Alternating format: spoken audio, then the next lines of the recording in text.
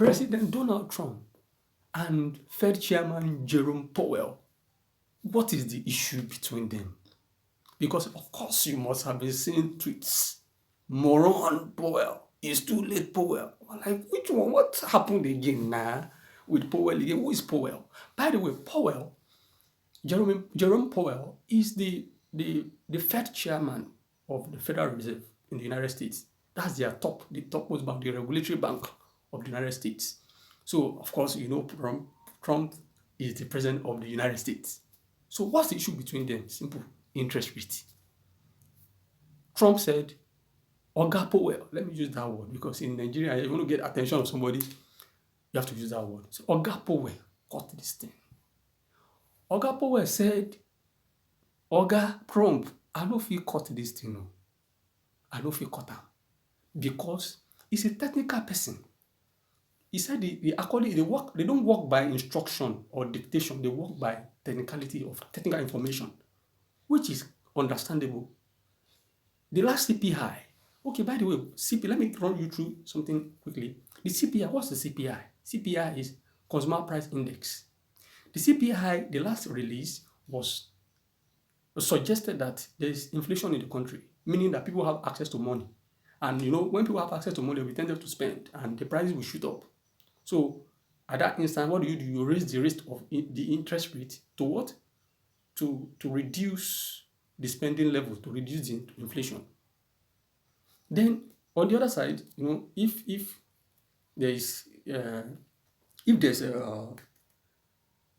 prices are low, if the CPI is low, you know what will happen? They will have to call the rates. So I'm not here to even explain the technicality. I will do a video later to explain that.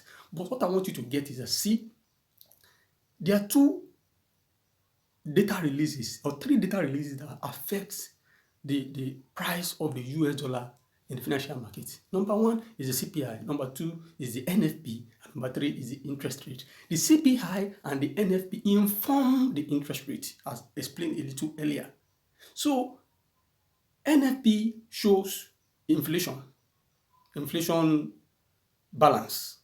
CPI shows inflation balance. NFP shows employment.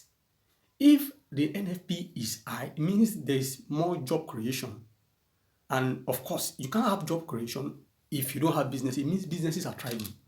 It's indicative of thriving of the business in the economy. If it's low, it means the businesses are shutting down or are having difficulties. And that is the perspective of President Trump.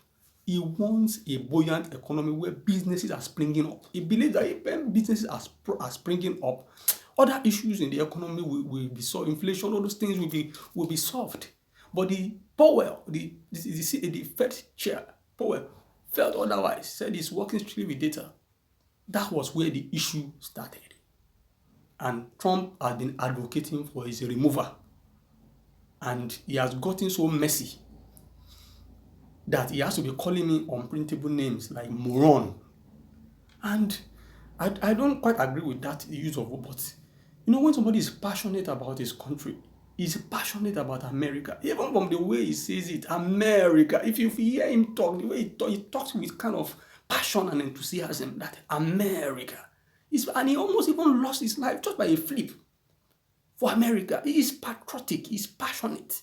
He's not against anybody, but even if it is his son that is the Fed chair, he will still go against him if he's against his objective of making America a buoyant economy. So that is what Trump is insisting on. And if I were the Fed chairman, Powell, I would just have listened to him with my board members. See, let me give you an instance. Look at my head. My head has all the five senses. Let me show you. My head has eyes. I can see, I can hear, I can taste, I can touch. But the body only has touch. It means the head of any institution, organization, or family can see further. And it's even higher. The head is even higher than any other part of the body. So yeah, the head has all the advantages. So if the head is talking, you want to listen to the head. You may contribute to me, okay, what if you look at this way? Okay, he will use his own higher perspective to refine your thoughts. And like, okay, look at it this way. But Powell refused and stuck to his guns.